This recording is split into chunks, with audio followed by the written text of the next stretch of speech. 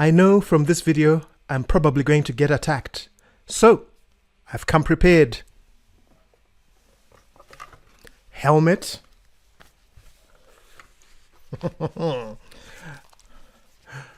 box, I need this because I know some of you like to hit below the belt, especially when I say the words classical music, so I need this.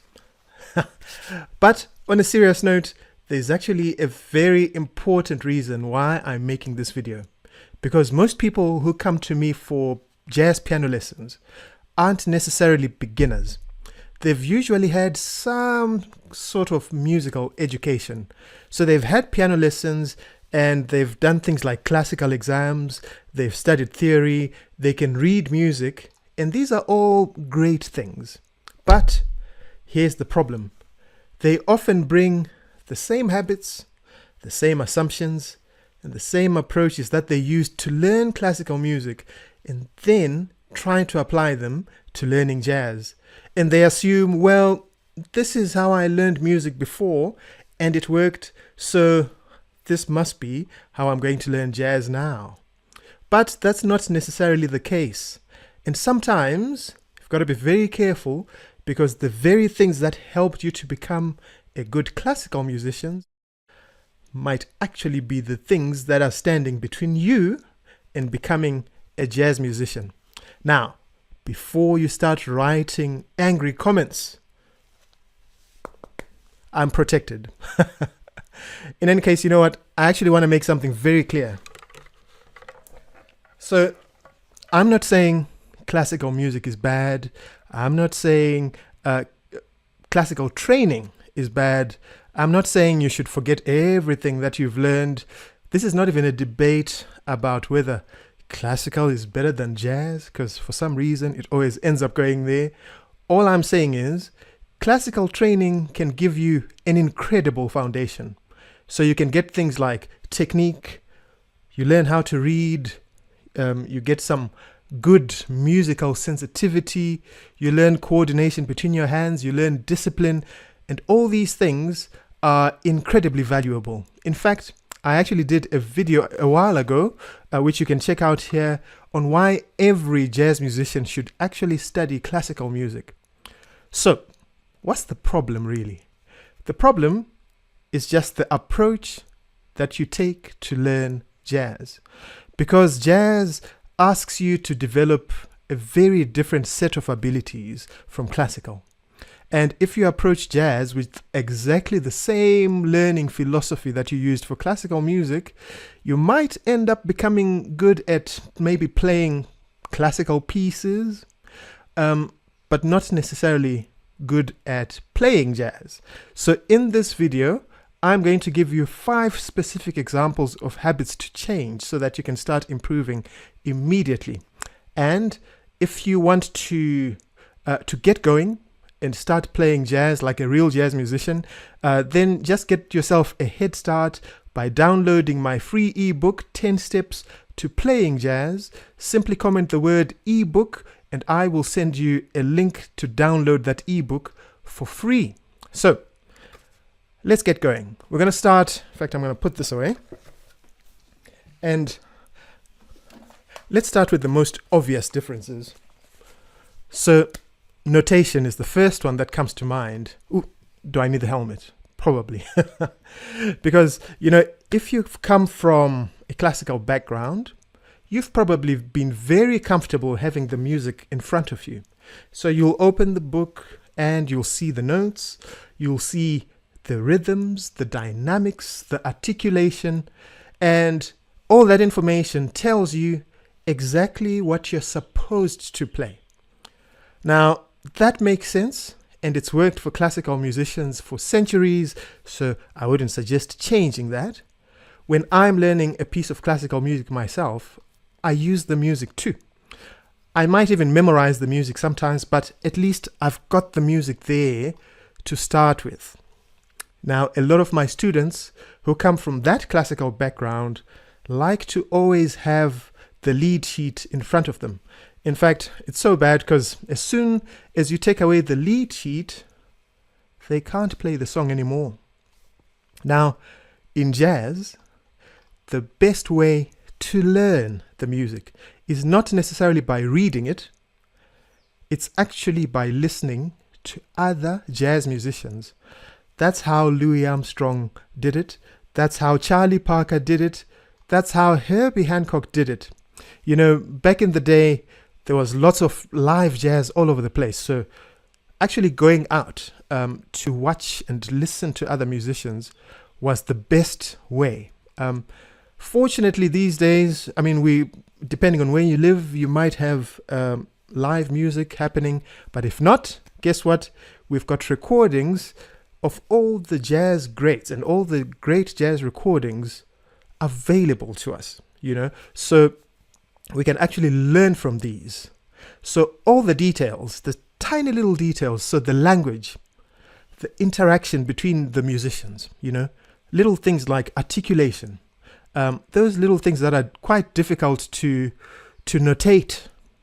These things can all be heard in recordings or when you watch musicians live. So first things first, if you really want to improve and if you really want to understand the language of jazz, then learning directly from the recordings and not the lead sheets is the real way to go.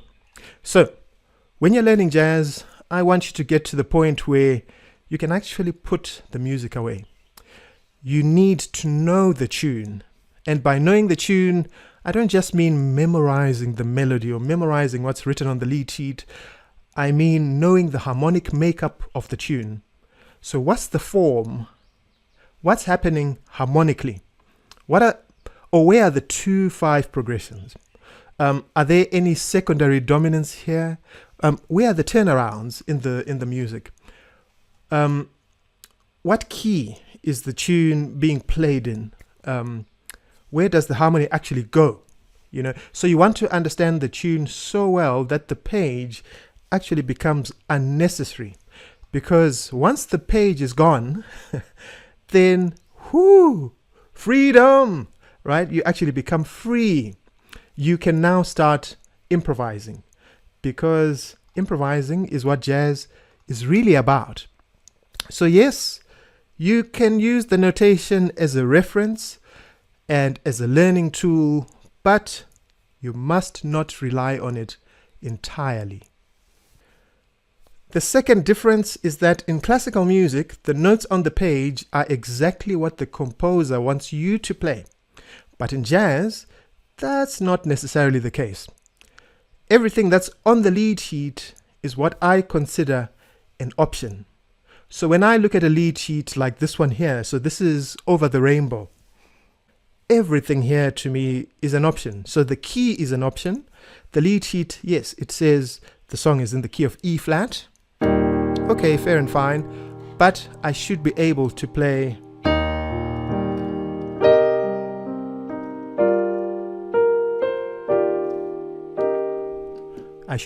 in E flat, but if I pick any other key, let's say B,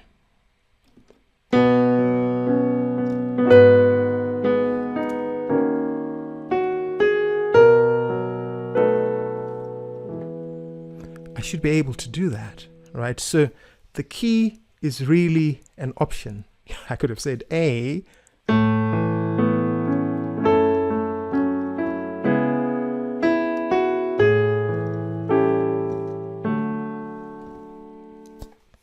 and not only is the key an option, even the chords are an option.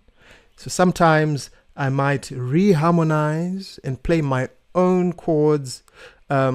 So you know what's interesting about lead sheets is sometimes even the chords on the lead sheet itself are actually wrong. And all you have to do really, if you're doubting what I'm saying, is to just listen to a few recordings of a particular piece, and you'll realize that some lead sheets actually have the wrong chords on them. But anyway, look, what I mean by I can change the chords. So if I look at Over the Rainbow, right? The first chord there, it says E flat 6. Yeah, I could play E flat 6 if I want to. I could play C minor 7 if I want to. But I mean, it's saying E flat 6, but I could have played a major 7 there.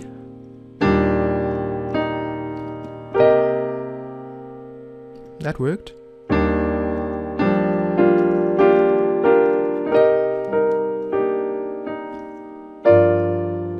In fact, I could get rid of that C minor 7 and replace it with A flat 7 if I want to, like this. That works, because that takes me to G minor 7.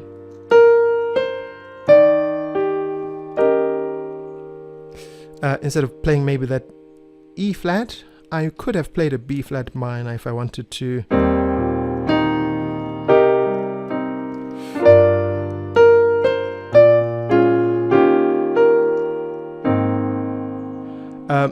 And although it says E flat 7, it could be an E flat 7, but I've got the option to alter any notes of that 7th chord.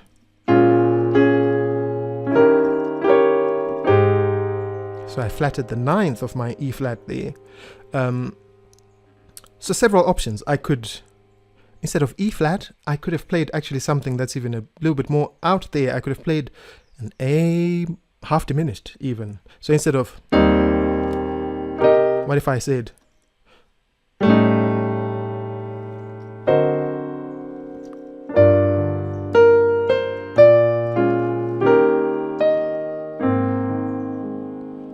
could have done that. I could have even said, after this, instead of going to E flat 7, I can play E minor 7.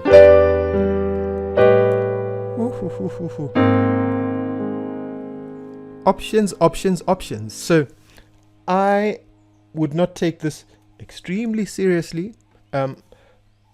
It's really nothing more than a guide and just a starting point. And again, like I said earlier, it just takes you maybe just listening to a few jazz recordings, and you'll notice how people have got different approaches to songs. So we said the key is an option, the chords are an option, the rhythm is an option.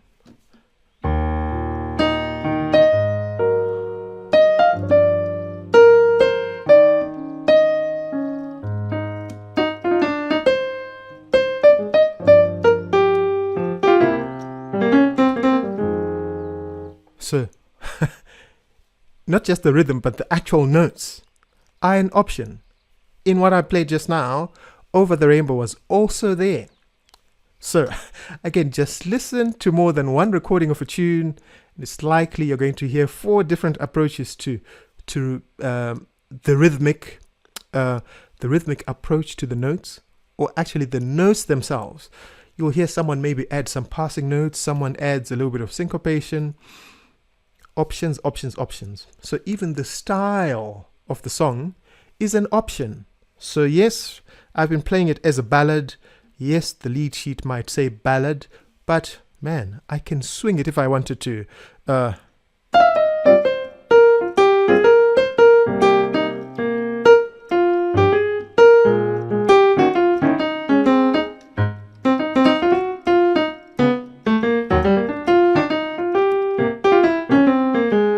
So not only am I swinging it, I'm actually incorporating some bebop vocabulary into that. I could play it as a bossa if I wanted to.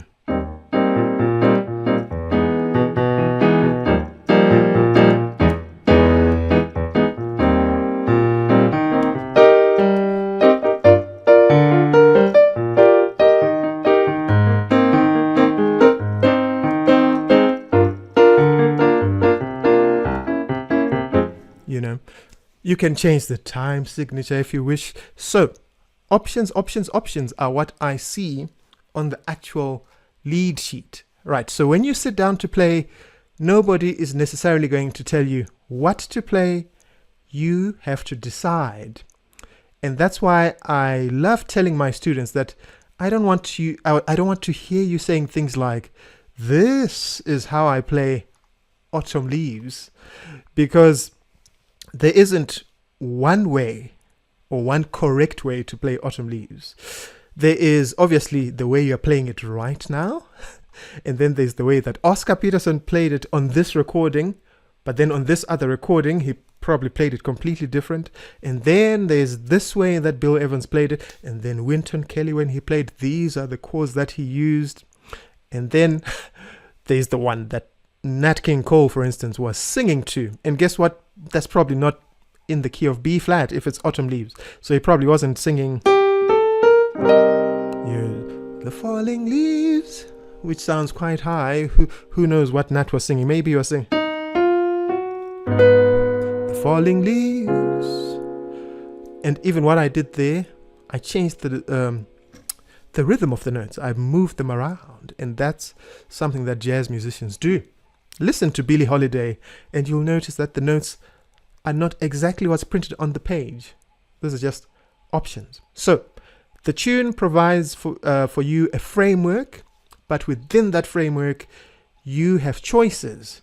And this is going to be one of the biggest mental shifts that you have to make. So instead of you practicing a fixed arrangement and you're saying, ooh, when I play Body and Soul, I start with that E flat and then I play my E flat like this, and then I add while I hold these two notes down.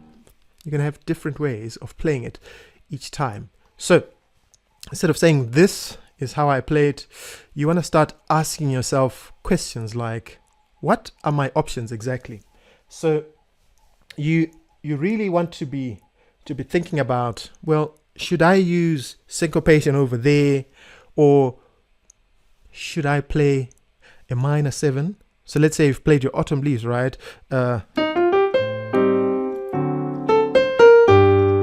Here, should I play minor 7, or should I play minor 7?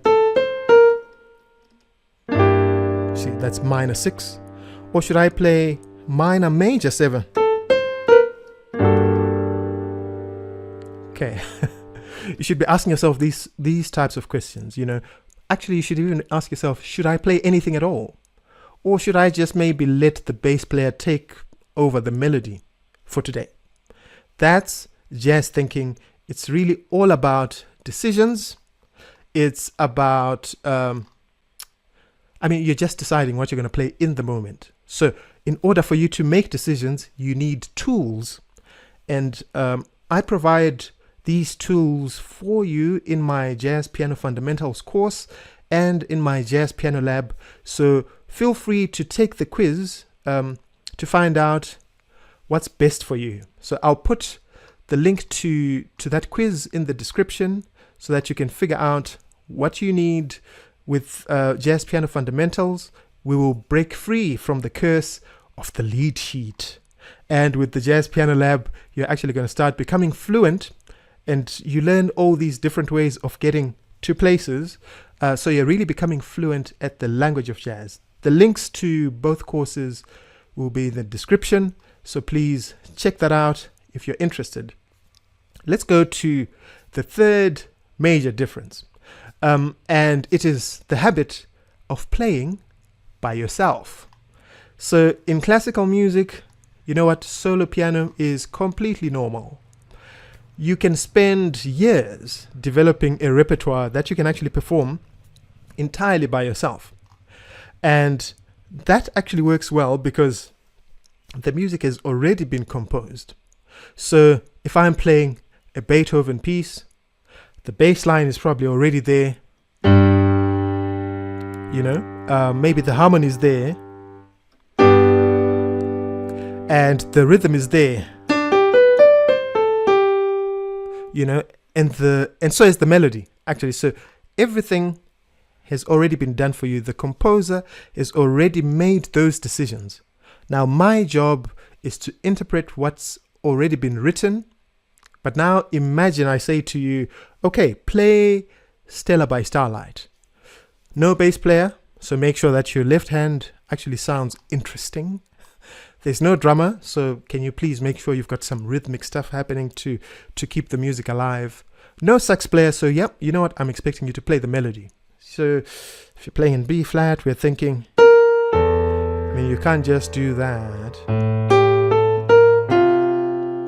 Because, yeah, you've played the melody, but please can you rhythmically make things more interesting, so that, yeah, and you're playing the bass notes, but not interesting enough. And actually, you know what?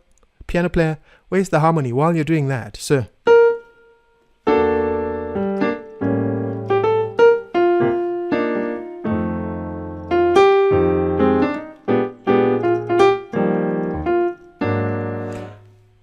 that's probably the sort of thing we want to do, where we're playing everything. We're playing the bass, we're playing the harmony, we're playing the melody on top. It is basically quite a lot, I think, to ask, especially of someone who's quite new to jazz.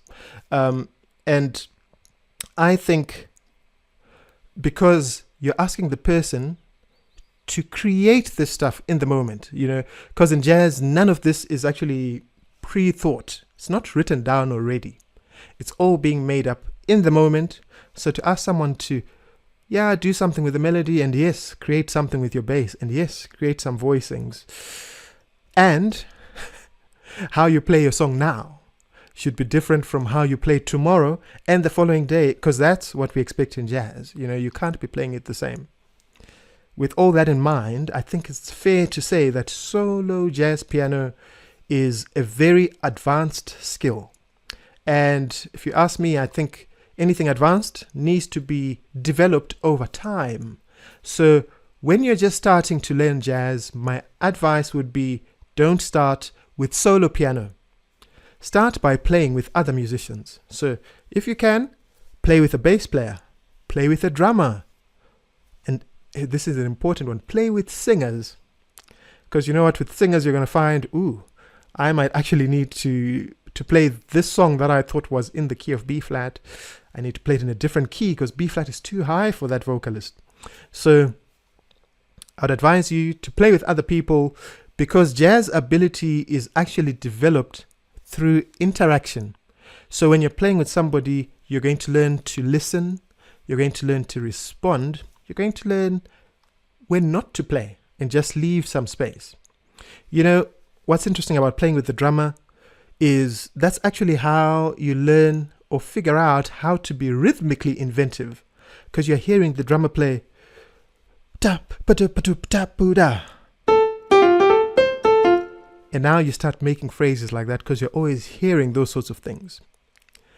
Playing with a bass player, okay, it's interesting to me the number of students who try and play a walking bass, and maybe they've seen some formulas in some books, and maybe you've got things like,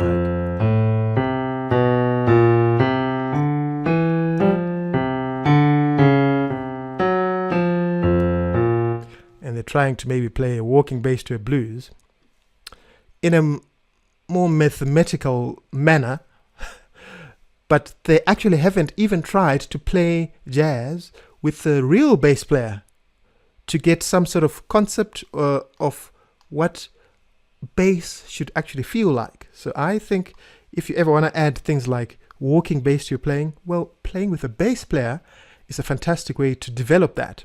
So I'll end by saying, you know what, your ability to play solo piano can only improve by playing with other people first. So worst case scenario, if you don't have other people to play with, depending on what part of the world you live in, I would maybe say if you don't have those musicians, then playing along with a backing track could actually help. And actually, you know what's really good is playing along with a recording.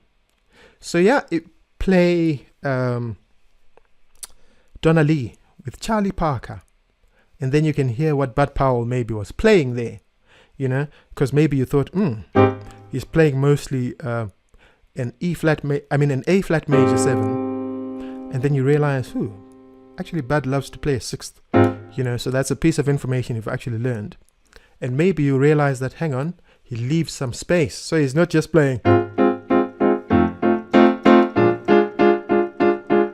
And this is a horrible case scenario where you probably think chords are played like that, but when you play with someone else, you realize that, hang on, maybe he just plays a chord 2 3 4 1 2 3 4 1 2 3 4 1 2 3.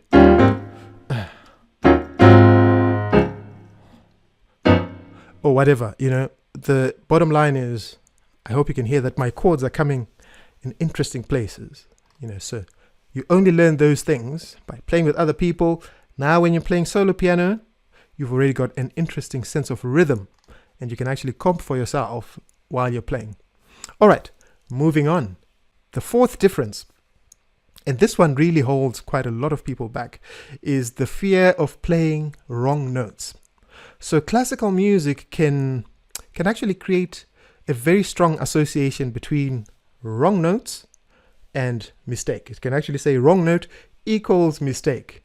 And that makes sense because if I'm performing a piece and I play a wrong note, I have made a mistake. The composer didn't write that note that I put there. So if I say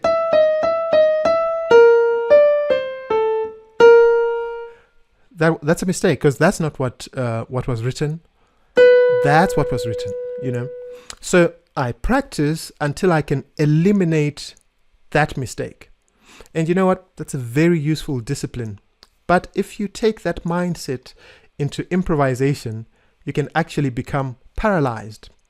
Because improvisation means you're going to have to make decisions that you've never made before. And things are happening quickly, by the way. So you're going to have to take risks. You're going to have to try things. And some things will work and some won't. You might play a note that you didn't intend. You might even lose your place in the form of the song. You might play a phrase that actually sounds genuinely terrible. But that's okay. And that's part of learning. That's actually how you learn jazz. And one of the reasons I encourage my students to play with more experienced musicians and to attend jam sessions is because you need to experience this. You need to make mistakes in front of people. Even the guys I teach online, I ask them to send me recordings because having someone else listen is just quite a liberating thing.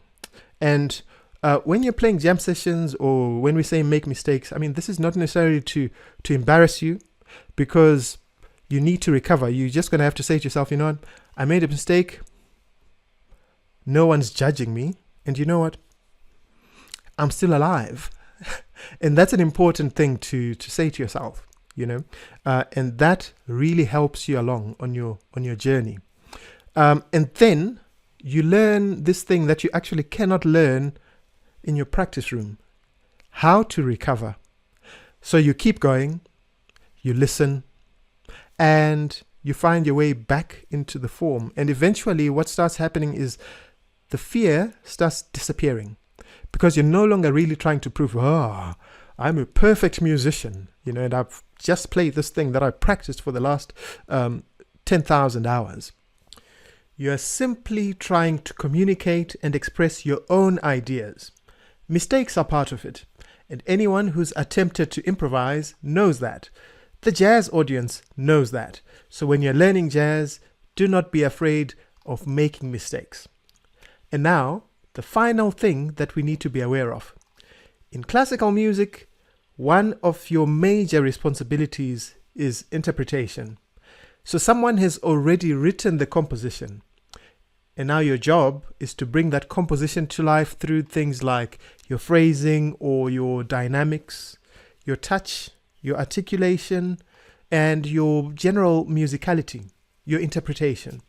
And that's really a tremendous artistic skill. But then in jazz, you're not only an interpreter, you eventually have to become the composer. So you're not simply interpreting someone else's ideas, you're creating your own ideas. So it's not just about, let me learn all these licks and then I'll copy paste them into my solos. It's not even about, let me just learn the jazz standards. Often what happens when you do this is you might end up just sounding like everybody else. And I think that's why we have a whole bunch of people who sound the same in the world. So basically what we must be doing is you must take everything that you've learned and then create your own ideas. That's what people like Thelonious Monk did. So you want to develop your own voice, and your voice develops over time through experience, through listening, through playing with other people, through making mistakes, through experimenting, and then through discovering the things that you like, but also the things that you don't like. All right, so let's go through the 5 things just one more time. All right, so we said in classical music, it's this reliance on notation, but in jazz, you have to know the tune. Get rid of that notation. Specific notes in classical music, but in jazz, options. And then we also said in classical music, you're mostly playing by yourself, whereas in jazz, you're playing with others. Okay, in classical music, this is not intentional, but it's just the way it is. You're afraid of making mistakes.